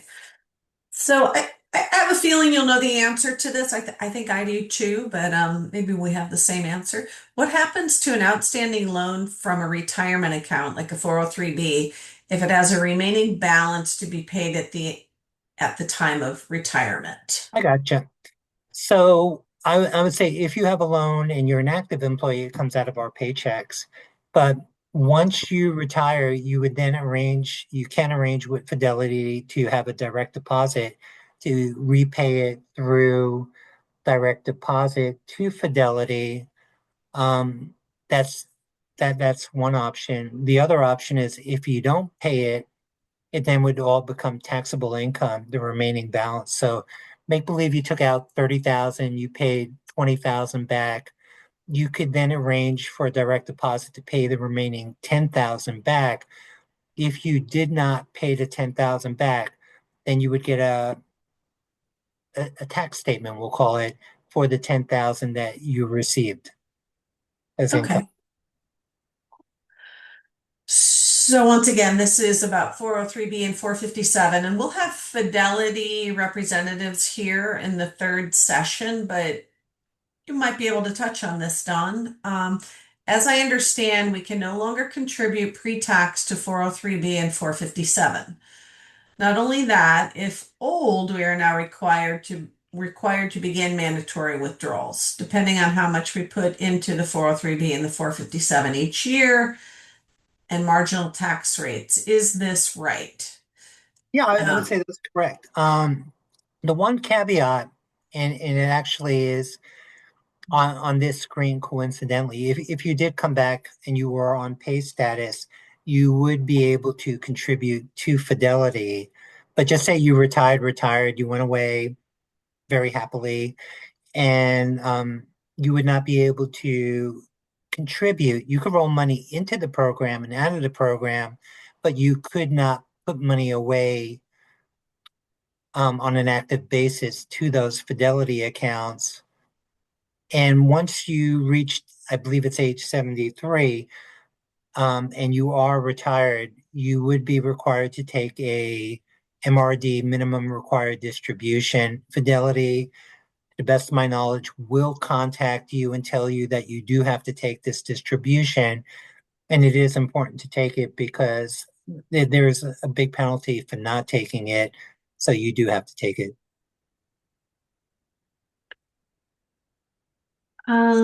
Let's see. So for the HAPC, do you have to have served an entire year in a salary in order to have that salary included? No, no, Okay. they use the highest consecutive 36 months, and it's not based on the fiscal year, it's not based on the calendar year. It's whatever your highest consecutive 36 months are, that will be what will be used for the HAPC and the retirement. So this might be something that we maybe need to refer the person to maybe a website or something, but what is the modified 2013 versus 2013? We, I know that one. Okay. Yeah, um, well, basically the difference is the 2013 and the 2013 modified tier have different age factors. The modified tier, the earliest age you could retire is age 50, and the age factor is maximized at age 60. For those in the 2013, 2016 tier, the earliest age you could retire is age 55, and the age factor is maximized at age 65. And for those in the 2013 modified tier, there is a lump sum cash out. So age factors are different between the two tiers, and the 2013 modified tier has a lump sum cash out option. So this sounds more like it's probably a website issue. This person is in the 1976 tier with Social Security and they just tried to do a retirement estimate but received a message. Your estimate cannot be calculated at this time. Contact RASC. Does that sound more like a website issue, or do you think there's something more to that? I would contact RASC. I would, because having a delay, usually when there's a delay, they'll say, we cannot provide it. Please allow 5 to 7 business days for your whatever it is, PRP election estimate. They're saying to contact RASC. It could be just a glitch, but I would contact them just to be careful and just to be sure. And their phone number is 1-800-888-8267. 1-800-888-8267. I'll type that in right now.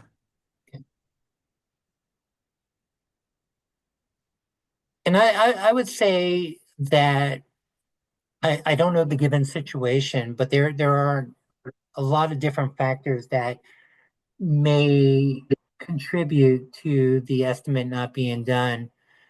But I would say, having worked at RASC, we used to give out estimates before and then find out sometimes it wasn't exactly right. And now they make sure it's exactly right before they provide the estimate. So they're doing the, I'll call it due diligence beforehand versus after the fact at retirement. All right. So a couple of people have asked if they're going to receive the slides, and I have responded if you haven't seen it. Next week, once we have the recording done, we'll send over the recording along with a copy of the slides and any links that we have referred to during this session. So you'll be receiving that next week. Let's see. Can you confirm? Can you confirm that there needs to be at least one day of separation between your last day worked and the retirement day? Only if you're in the 1976 tier or safety tier and you're retiring July 1st. You need to be inactive as of June 30th. But if you are retiring any other time during the year, you could separate October 31st and retire November 1st, for example. It doesn't have to be that 1 day gap. The only reason for the 1 day gap is to qualify for the inactive COLA with July 1st retirements. How long does a payment go to a contingent annuitant? Yeah, good question. Lifetime. It is a lifetime benefit. And another question we get is, can I name my children contingent annuitant? And it only can be one person contingent annuitant. So this goes into about contingent annuitant. My daughter is 40 years younger than I am. Is she eligible as a contingent annuitant? Yeah, I would say that the Retirement Administration Center has to do what an IRS test called MDIB, minimum distribution incidental benefit. And they're saying is that a certain portion of the pension needs to be paid out. So they'll do a calculation, and as long as you're over the threshold of a certain percentage, it's not reducing your pension by a certain amount that it could be paid out. I would think my prediction would be that option C, like cat, would be available, but options A and B may not be. But the Retirement Administration Center, they would run the test and they would tell you. Hmm. That's good to know. That's something I didn't know, so thanks. Um, so one's numbers on the UC Ray's website have an accuracy of 100%, 95%. Um, I mean, that's really that. I would say they're very, very, very accurate. Yeah. Um, I've only seen two times in out of thousands of times where it was off by a good amount. And in both cases, it had to do with a bonus that was not UCRP eligible, but it got put in as being UCRP eligible. It's getting into the weeds, but and then when they did the final calculation, they said that X amount of dollars was not UCRP eligible, therefore it lowered the salary, the HAPC. That happened two times. And I have spoken to many thousands of people over the years. So I would say it's almost perfect to a certain extent within a small amount of dollars. It's a very accurate.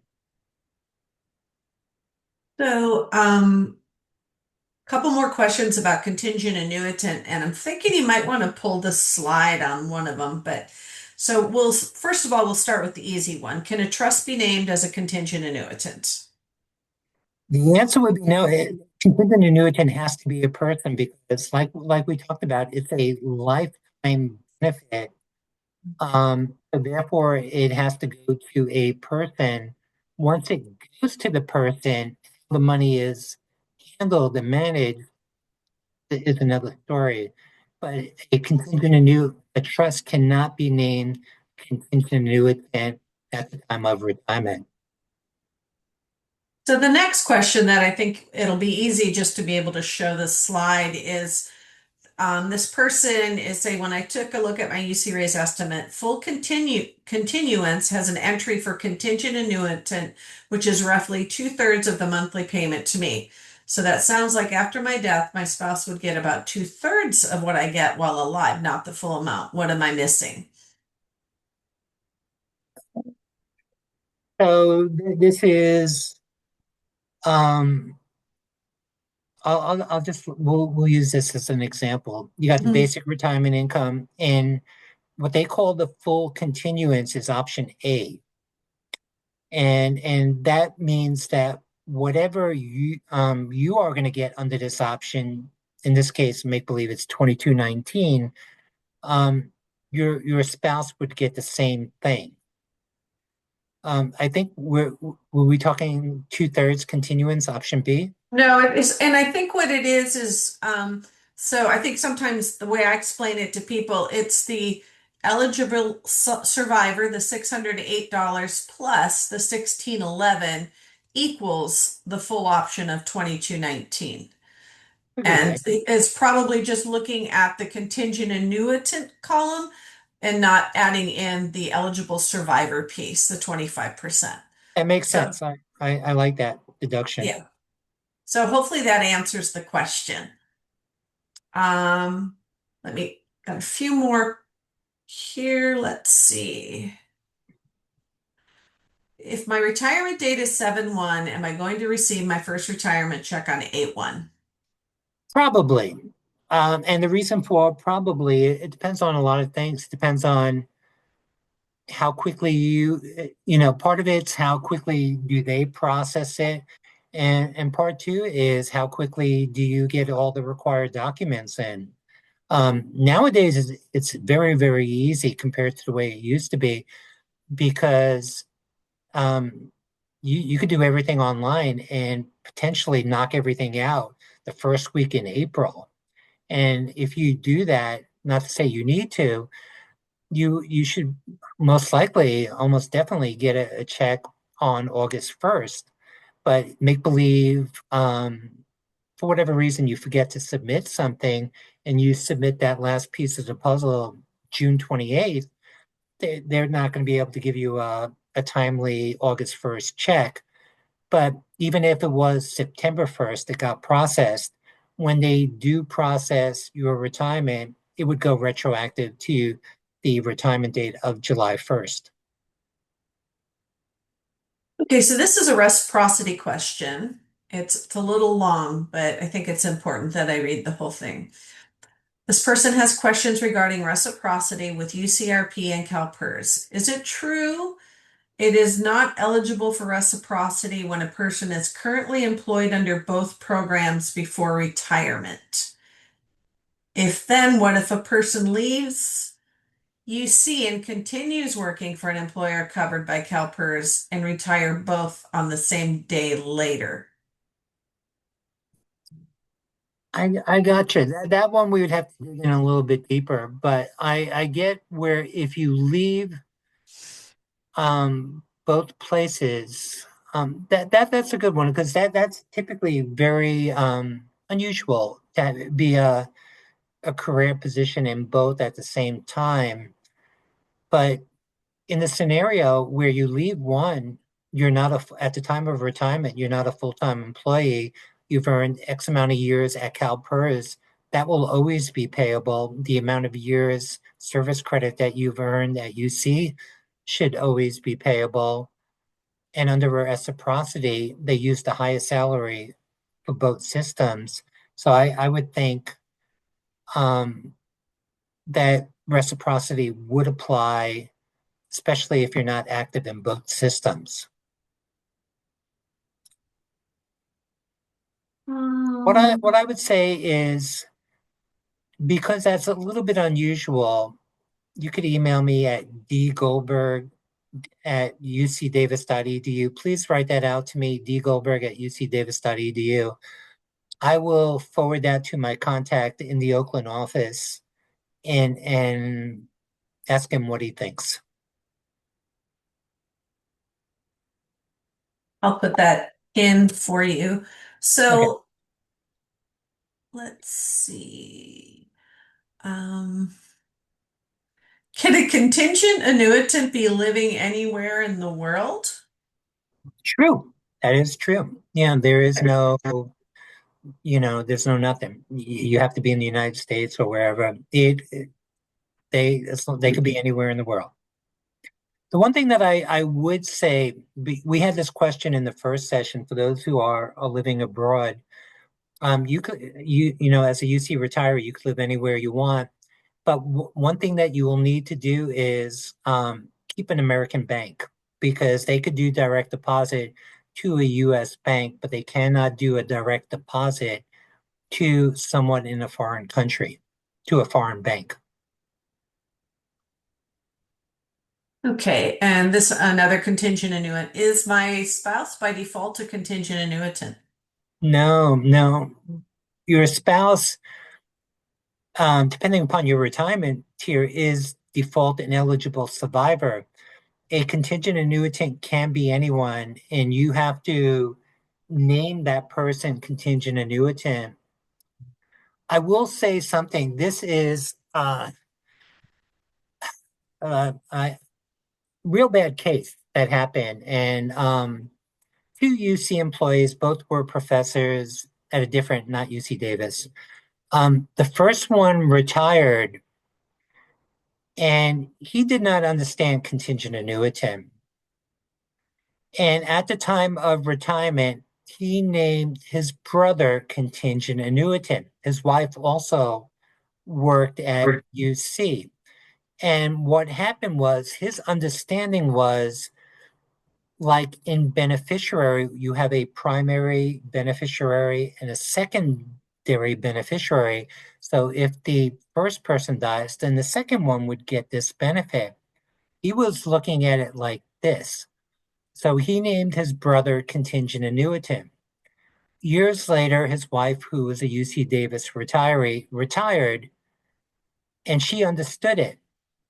She understood that the spouse can be contingent annuitant. It's not like the husband thought it was, and she was furious. She was furious that he named his brother contingent annuitant, which he didn't understand. So long story short, a contingent annuitant can be the spouse or domestic partner, and in most cases is, but it doesn't have to be. Okay, and this is another contingent annuitant. I know we touched on this in the last session. Can the contingent annuitant and eligible survivor be different people? Yeah, yeah. Basically, eligible survivor is dictated by the plan. You don't choose the eligible survivor. It's spouse, domestic partner, children, dependent parents. If you have them, you have them. If you don't, you don't. You don't choose that. You do choose contingent annuitant at the time of retirement, and it can be anyone. So somebody asked, can I confirm online what is my tier? And the answer to that is we cannot confirm that for you, but Don, can you Yeah, point out where they should go? yeah. At UC Rays, don't know where it is, but I'll find it. At UC Rays under membership else, I'll get there. But here There it it is. is. Yeah, under membership details, you click on it. It will tell you. But if you were hired into a UCRP eligible position before July 1st, 2013, you're in the 76th tier. Okay, another contingent annuitant. When do I have to name my contingent annuitant? At retirement, you can't, you may be retiring make believe 5 years from now, and you may know who you want your contingent annuitant to be, but you can only do this during the retirement process. So this one, it's a little vague. What's the maximum time between date of separation and continuous health insurance coverage? So I think Garen will be I going over a lot of this that's next week. next week, but basically to be eligible for retiree health, you have to retire within 120 days of your last day. I would save it for Garen, but you could still be eligible if you retired 90 days after your separation date, but then potentially you don't have insurance. I can't think of really, there may be a good reason, but I can't think of any reason why you wouldn't want to retire immediately after your separation date to lock in the health insurance and have continuous health insurance. The only thing I could think of is maybe you'll be a couple months older, which increases your benefit a little bit, but then you gave up a couple months of income just to get a couple, a very, very, very small percentage higher due to age factor. Okay. So a little bit more about a contingent annuitant and a little bit of a repeat, but it might be worth just, I Yeah. think we should go over it again. And this is like three questions. If I am retirement eligible, do I need to name a contingent annuitant and where do I do that? That's the first part. Well, let's do that one at a time. You can't. Okay. You can only do that at retirement. You can name beneficiaries. That's different that if you pass away, but a contingent annuitant can only be done as you go through the retirement process. So, and I'm not sure if he's asking about the contingent annuitant for this, but then he asks, what happens if I die before I retire? I'm going to But try to that you call off, wouldn't, it but would that's just be option A, right? yeah. Assuming that the person is age 50 with 5 years of service or more, but basically, if somebody passes away June 15th, retirement goes into effect June 16th, the day after death, and the spouse would get option A, like Apple, which is the highest benefit available. So here it is, death while eligible to retire. You're eligible to retire, you're over age 50, 55, depending upon your tier. You got 5 years of service or more. The spouse or domestic partner would be eligible for option A. Okay. All right. So we answered that one. When do I have to? And we answered that. I guess fairly accurate. Okay, I think we've gone through all the questions. Some of them were repeats, but we answered them just recently, so I think we're good there. Um, so Amanda brings up a good point, and I don't know if this is, and maybe you know, Dawn. I read or heard somewhere that they were not going to offer the no lapse in pay option any longer. Do you know if that's been confirmed? I've heard that too, but I have to give a little background on it. So years ago, it took forever to process the retirements, and people were very mad. They were mad because there were delays in them getting their first check. So what the Retirement Administration Center did is if you got all your paperwork in by a certain day, they would guarantee that you would have a timely first retirement check. Um, so that avoided all the people being angry because it took forever to process it because they got their checks on time. The reason I heard no lapse in pay is going away is because they were saying they could process your retirements on a timely basis. So you don't need to fill out a form. You don't have to sign up for no lapse in pay because they'll get your retirement processed in a timely fashion. So you should get a timely retirement check.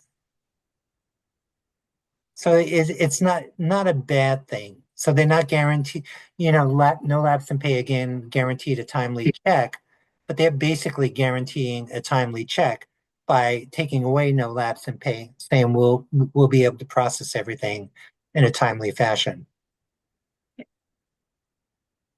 And just given in, I've seen that whole breakdown of the system, things have really changed, and I think they're doing 1,000 times better than they were in 2020 and 2021. I Um, was there. I was there. yeah, yeah, It was the yeah. worst. It was Yeah, rough. it was terrible. And I could tell you doing this online makes all the difference in the world. It really Um, does. People could finish their retirements by the first or second week in April. When I had to manually process the paperwork and create packages, I wouldn't even be able to go through all the forms and get out the packages until the end of April. I mean, I would get so many things I had to process, and they would go out in waves as I could process it. People wouldn't even be getting their package until the middle of April at the earliest, and now you could be finished by the middle of April. So online has, from what I've gathered, and this is just my own opinion, um, definitely things from a processing computer perspective has gotten much better. Knowledge-wise is another story. You know, the people who knew a lot seem to have moved on, and the the information wise may not be as good as it used to be, but processing has gotten better. But that's what we're here for. So, and with that, talking a little bit about the process of retiring, when you do this through UC Rays, which I wouldn't say it's really intuitive, but it's not really hard, but just take your time. And once you do get that process started, make sure that you're looking in your UC Rays for messaging, to see if they're still waiting on something. Because if you don't check it on a regular basis and a month goes by and they're like, hey, we need a birth certificate for your wife or something like that, they stop the process. They don't keep moving ahead to calculate anything. So just be aware that it is on you, the retire or the employee who wants to retire, to make sure you follow through with it. If you have questions about it, or you need a little assistance, if computers aren't your thing, we can help you at the retiree center. You would need to call us to make an appointment. And we just can walk you through the process. We can't advise you on anything, but if it makes you feel better, we certainly we do that. We help people. Um, but if you're doing it at home, which I will be doing it myself here in a few months, I think it's it's not as hard as one thinks, as long as you've sort of thought about all the stuff Dawn's talked about. The contingent annuitant, are you going to keep your health care? And also, Garen's going to go through all of that next week. Even if you think you're going to move abroad and you don't think you need health care, don't cancel it. You're going to suspend it. You may need to come back and then you can get back in the system. So there's lots of things, but next week is all about health care. So with that, Don, thank you so much. Brad and Phil, thanks for being here and doing your part for this session as well. Amanda, thanks for your input with questioning. We look forward to seeing everybody back next week for another great session. And I think Sudesh has already left us, but if he's still there, thanks to Sudesh for being here as well. And thank you all. We really appreciate it, and we appreciate the great questions. Have a great weekend. See you next week. Thank you. Thanks, Dawn. Thanks, everybody. Thank you, everyone.